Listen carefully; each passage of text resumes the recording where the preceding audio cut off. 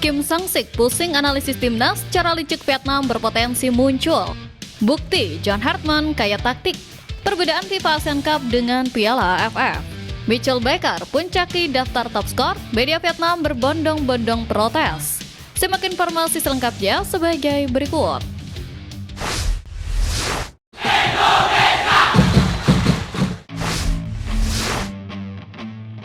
Perbedaan FIFA Asian Cup dengan Piala AFF. Kehadiran dua kejuaraan internasional di Asia Tenggara belakangan ini sukses memancing perhatian publik sepak bola tanah air. Di tengah padatnya agenda Timnas Indonesia tahun ini, memahami perbedaan struktur serta legalitas dari kedua ajang tersebut jelas jadi hal yang penting agar tidak memicu kebingungan. Bicara soal kompetisi di kawasan regional, banyak dari kita yang mungkin masih bertanya-tanya terkait hadirnya turnamen baru yang muncul bersamaan. Lalu, apa beda dari dua turnamen ini? Piala AFF pada dasarnya adalah turnamen resmi buatan Konfederasi Sepak Bola Asia Tenggara atau AFF yang sudah digulirkan sejak tahun 1996 dengan nama awal Piala Tiger.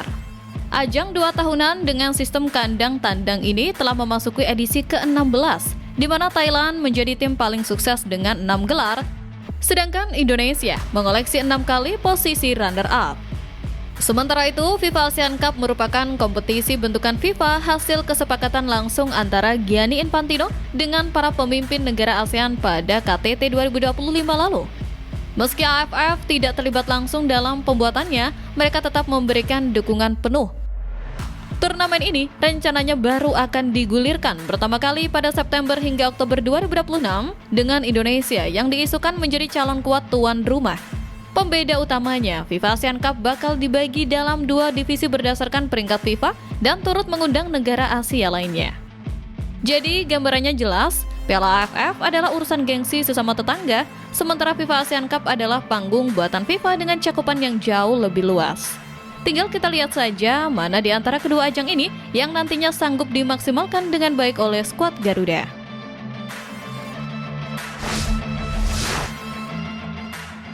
Mitchell Baker puncaki daftar top skor, media Vietnam berbondong-bondong protes.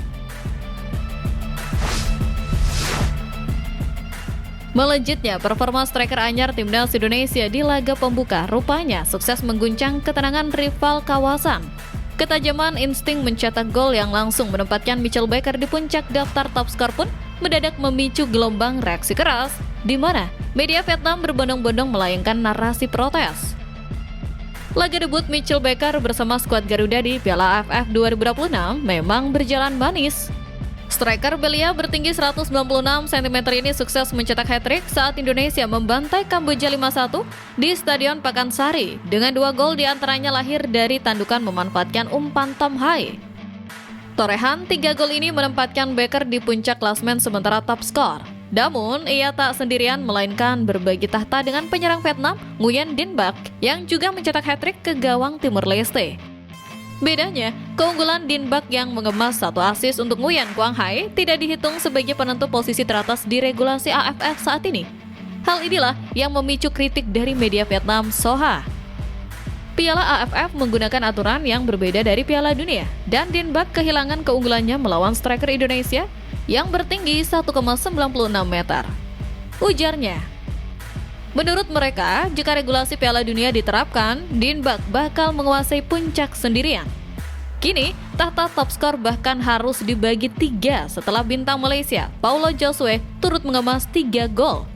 Terlepas dari perdebatan aturan tersebut, persaingan jelas masih panjang dan Baker punya kans besar menambah pundi-pundi golnya saat berjumpa Timor Leste mendatang.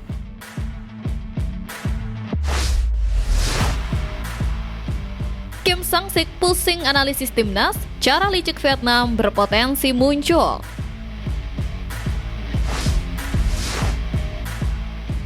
Langkah mulus skuad Garuda di panggung regional rupanya mulai memicu kepanikan di kubu rival. Fleksibilitas taktis John Hartman yang dipadu ketajaman lini depan Indonesia terbukti merusak kalkulasi lawan hingga membuat juru taktik Vietnam Kim Sang-sik kelimpungan menganalisis strategi dan disinyalir siap memutar otak lewat intrik lama di atas lapangan. Bicara soal rivalitas di Asia Tenggara, Saiwar dan Saiwar taktis memang selalu jadi bumbu paling sedap sebelum peluit laga dimulai. Namun kali ini, tensi menuju bentrokan panas versus timnas Indonesia tampak naik lebih cepat dari perkiraan. Kepanikan juru taktik asal Korea Selatan itu meledak usai melihat aksi impresif Mitchell Baker. Penyerang belia setinggi 196 cm ini sukses mencetak hat-trick dalam 56 menit saat Indonesia menggilas Kamboja 5-1 di Stadion Pakansari. Media Vietnam Soha bahkan secara terang-terangan menyebut kekuasaan Baker di laga debutnya telah sukses membuat Kim Sang-sik pusing 7 keliling. Padahal, Vietnam sendiri mengawali turnamen dengan membantai Timor Leste 7 gol tanpa balas. Namun, jelang bentrokan sengit pada 3 Agustus mendatang, lini belakang The Golden Star diliputi kecemasan tinggi untuk meredam teror Baker. Meskipun Vietnam memiliki bek jangkung Quang Kit Ding yang berpostur 195 cm, pemain muda itu dinilai belum cukup berpengalaman untuk dipasang di laga bertensi tinggi. Alhasil, Kim Sang-sik diprediksi bakal mengandalkan benteng senior seperti Bui Huang Vit An, Tang Chung, hingga Doan Van Hau. Nama terakhir jelas memicu sorotan utama, mengingat riwayat kontroversialnya yang pernah mencederai Evan Dimas di final SEA Games 2019. Dengan kebuntuan taktik yang melanda sang pelatih, akankah cara-cara licik dan provokasi fisik dari Van Hau kembali dimainkan demi menghentikan keganasan Mitchell Baker? Menarik untuk dinanti.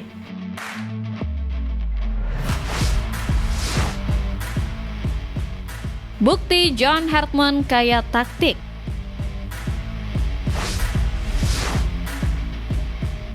Setinggi apapun kepusingan rival menganalisis benteng Garuda, kunci utamanya tetap ada di tangan sang juru taktik. Kelas internasional serta fleksibilitas skema yang melekat pada diri John Hartman membuatnya sangat adaptif merespon segala bentuk perang taktis lawan.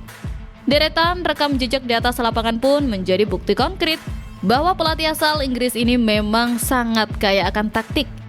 Kalau kita bedah lebih dalam, pendekatan strategi seperti apa yang sebenarnya bakal dibawa John Hartman saat menahkodai timnas Indonesia? Melihat rekam jejaknya, setidaknya ada 3 pisau formasi utama yang kerap digunakan, yakni 4-4-2, 3-4-3, hingga 4-3-3. Saat pertama kali menangani Kanada, ia sempat mengandalkan skema 4 back untuk memetakan potensi tim. Namun, usai sukses melibas Suriname 4 gol tanpa balas lewat formasi 3-4-3, Hartman seolah menemukan tuahnya dan mulai rutin memakai skema 3 back sejajar. Bahkan saat membesut Toronto FC hingga akhir 2024, pola 3-4-3 dan 3-5-2 tetap dipertahankan. Pertanyaannya, apakah ini menjadi cerminan bahwa Hartman bakal mematenkan pola 3 back di skuad Garuda? Peluang itu jelas sangat terbuka lebar, mengingat para pemain Indonesia sudah sangat familiar dengan skema tersebut sejak era Sintayong, sebelum sempat diacak-acak oleh Patrick Clifford. Namun, Hartman jelas bukan pelatih yang kaku. Ia punya banyak pilihan pola sesuai karakter pemain, yang mana dalam prosesnya selalu ditopang oleh ketahanan fisik ekstra hingga ia memboyong pakar fisik khusus.